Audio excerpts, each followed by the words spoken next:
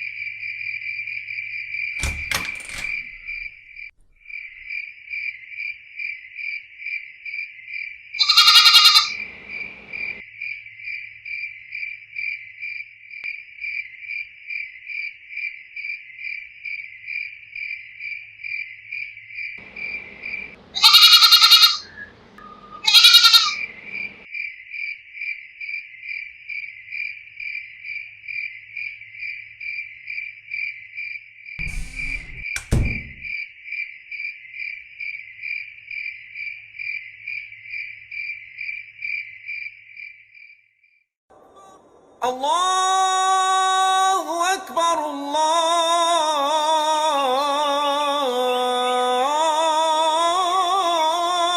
अकबर। अरे इमरान, जोया, उठो तो, कब तक सोते रहोगे? आज बकरा ईद है। देखो तुम्हारे अबू मुन्ना को नहला रहे हैं।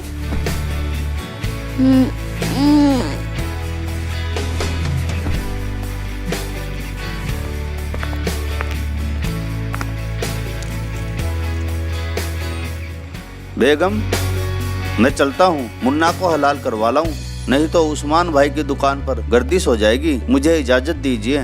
ठीक है जी, संभल कर जाना। खुदा हाफिज। अम्मी, अब्बू मुन्ना को कहाँ लेकर जा रहे हैं? बेटा, तुम्हारे अब्बू मुन्ना को हलाल कराने के लिए लेके जा रहे हैं। आज बकरा ईद जो है।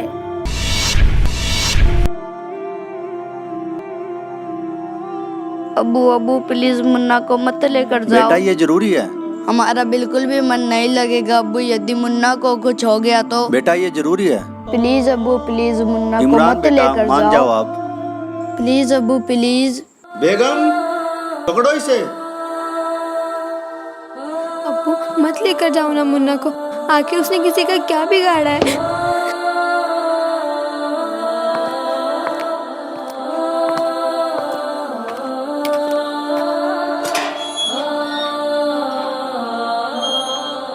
अम्मी मुन्ना को मत जाने दो। प्लीज अम्मी, मुन्ना को बचा लो, प्लीज अम्मी।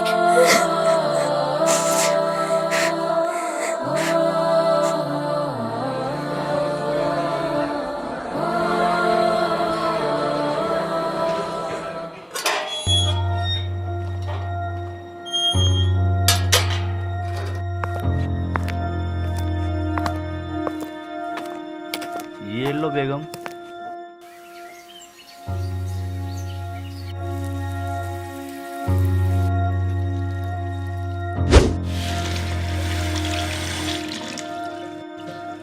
इमरान, जोया, बेटा आ जाओ, खाना खा लो। इतना अच्छा गोश्त बना है। आ जाओ बेटा।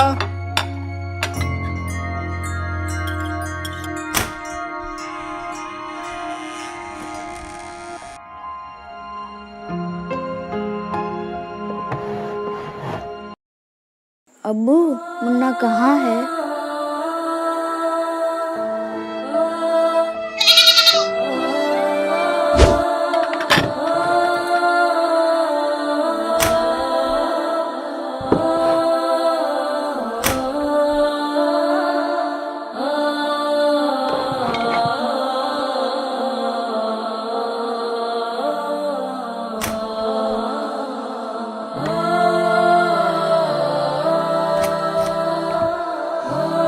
बेटा, खाने से ऐसे उठकर नहीं आते। अल्लाह नाराज हो जाते हैं। चलो इमरान, खाना खा लो, उठो बेटा। चलो जोया, खाना खा लो बेटा, उठो। नहीं अब्बू, हम मुन्ना के गोश्त को नहीं खा सकते। हमें खाना नहीं खाना अब्बू, खाना नहीं खाना। बेटा ये तो अल्लाह का फरमान है। अल्लाह ने उसे ज़मीन पर हलाल होने के लिए ही भेजा था। उसे तो हलाल होना ही था। अब्बू क्या बिगाड़ा था मुन्ना ने आपका? कितना प्यारा था वो। माफ़ करना अब्बू, यदि कोई कल को हमें हलाल करे या कुछ कहे तो आप क्या करोगे? हाँ, कोई हाथ तो लगा कर दिखाए तुम्हें, हराम खोर के टुकड़े टुकड़े कर दूंगा। तो फिर अब्बू, आपने बगैर किसी कसूर के मुन्ना को क्यों हलाल करवा दिया? वो भी तो किसी का बच्चा था ना। अब्बू आप तो कहते थे कि कीड़ी से लेकर हाथी तक सभी उस एक अल्लाह के ही बच्चे हैं, तो फिर क्या वो मुन्ना उस अल्लाह का बच्चा नहीं था जिसे आपने हलाल करवा दिया?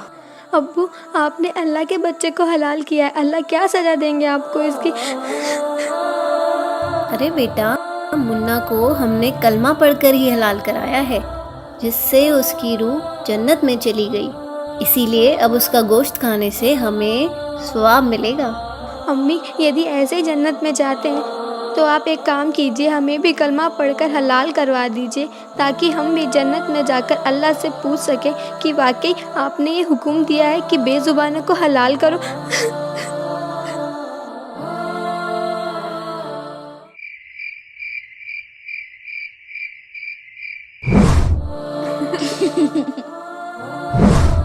अब्बू अब्बू प्लीज मुन्ना को मत लेकर जाओ। बेटा ये जरूरी है। हमारा बिल्कुल भी मन नहीं लगेगा अब्बू, यदि मुन्ना को कुछ हो गया तो। बेटा ये जरूरी है। प्लीज अब्बू प्लीज मुन्ना को इमरान मत बेटा, लेकर मान जाओ आप। नहीं अब्बू नहीं, मत लेकर जाओ मुन्ना को। क्या मुन्ना हुआ को इमरान मत बेटा? लेकर जाओ क्या अब्बू हुआ? प्लीज। क्या हुआ बेटा? मुन्ना कहाँ चला गया अम्मी? मुन्ना ने आपका क्या बिगाड़ा था अब्बू, जो आपने उसका हलाल करवा दिया? हाँ अब्बू, चुप हो जाओ बच्चों, रात काफ़ी हो गई, सो जाओ।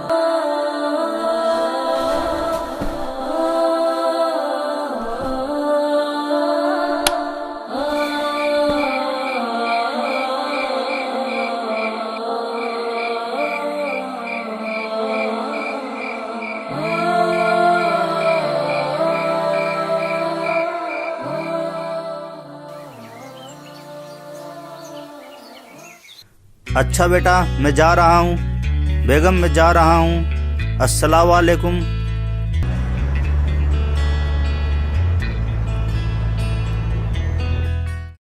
अब्बू, मत लेकर जाओ ना मुन्ना को, आखिर उसने किसी का क्या बिगाड़ा है? अब्बू अब्बू प्लीज मुन्ना को मत लेकर जाओ।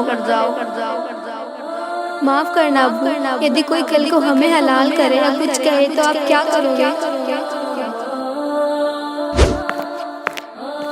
आरिफ भाई सलाम वालेकुम।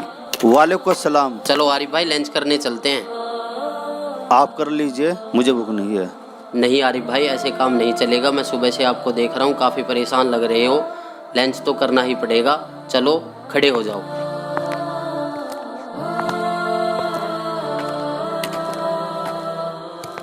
आओ आरिफ भाई बैठो। हाँ तो आरिफ भाई बताओ, क्या बात है? सुबह से काफ़ी परेशान लग रहे हो। कुछ नहीं शहजाद भाई, कल बकरा ईद थी ना। कल की बकरा ईद ने तो मुझे झंझोड़ कर रख दिया, मेरी रूह को एकदम निचोड़ दिया। बच्चों ने मुझसे ऐसे सवाल जवाब किए जिसका मेरे पास कोई जवाब नहीं था। अब्बू मुन्ना कहाँ है? अब्बू क्या बिगाड़ा था मुन्ना ने आपका? माफ़ करना अब्बू, यदि कोई कल को हमें हलाल करे या कुछ कहे तो आप क्या करोगे? आपने बगैर किसी कसूर के मुन्ना को क्यों हलाल करवा दिया? अब्बू आप तो कहते थे कि कीड़ी से लेकर हाथी तक सभी उस एक अल्लाह के ही बच्चे हैं, तो फिर क्या वो मुन्ना उस अल्लाह का बच्चा नहीं था जिसे आपने हलाल करवा दिया? अब्बू, आपने अल्लाह के बच्चे को हलाल किया है, अल्लाह क्या सजा देंगे आपको इसकी? तो शहजाद भाई अब आप ही बताइए मैं क्या करूं? उसके बारे में किसी बाखबर को पूछ कर देखो कि वो बाखबर होगा और वही खुदा की इबादत करने का तरीका बताएगा। और फिर तो आपको यह भी पता होगा कि वो बाखबर कौन है जिसके बारे में कुरान शरीफ के अंदर जिक्र किया गया है। वो बाखबर ही तो संत रामपाल जी महाराज है। उन्होंने ही तो मुझे कुरान शरीफ का सच्चा ज्ञान बताया है।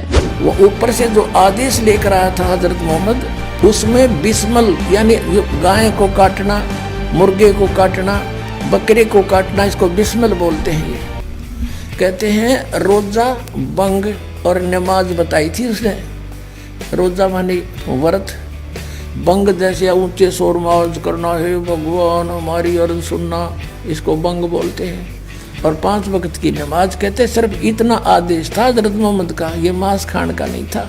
ये तो बाद में किसी फरिश्ते ने किसी में प्रवेश करके ये बकवाद गढ़ रखी है, उसने कभी नहीं कहा कि नबी मोहम्मद नमस्कार है राम रसूल कहाया, 1,80,000 को सौगंध जिन नहीं करद चलाया। कबीर परमात्मा कहा करते थे कि तुम जिन महापुरुषों का नाम लेकर मांस खाते हो, गायें काटते हो, हत्याएं करते हो, मुर्गा काटते हो, बकरा काटते हो, भगवान ने कितना अच्छा आपको आहार दे रखा, काजू किस्मत सेब संतरे, और नहीं तो ये बाजरा ज्वार गेहूँ चने चावल कुछ भी खाओ, ये अड़ंगा क्यों खाते हो? तुम्हारे नबी ने हजरत मोहम्मद ने कभी किसी की हिंसा नहीं की। कहते हैं वो तो आदरणीय महापुरुष थे। नबी मोहम्मद नमस्कार है राम रसूल कहाया, और 1,80,000 को सौगंध जिन नहीं कर चलाया। हजरत मोहम्मद जी के 1,80,000 अनुयायी हुए थे जो कति पाक साफ थे। वो ब्याज तक भी नहीं लेते थे, जिहाद संघर्ष नहीं करते थे, किसी का कत्ल करना भी महापाप मानते थे। वो तो ऐसे महापुरुष थे। कहते हैं अरस कुरस पर अल्लाह तकत है, अरस कुरस पर आसमान के ऊपर अंतिम छोर पे अरस कुरस पर अल्लाह तकत है, भगवान का सिंहासन है, और खालिक बिन नहीं खाली, और वह पैगंबर पाक पुरुष थे साहिब के अब्दाली। जिन महापुरुषों की तुम आड़ लेकर दुनिया को भ्रमित कर रहे हो, मांस खिला रहे हो, पाप के भागी बना रहे हो, उन्होंने कभी मांस छुआ नहीं। मांस वगैरह भक्षण करना ये समर्थ का आदेश नहीं।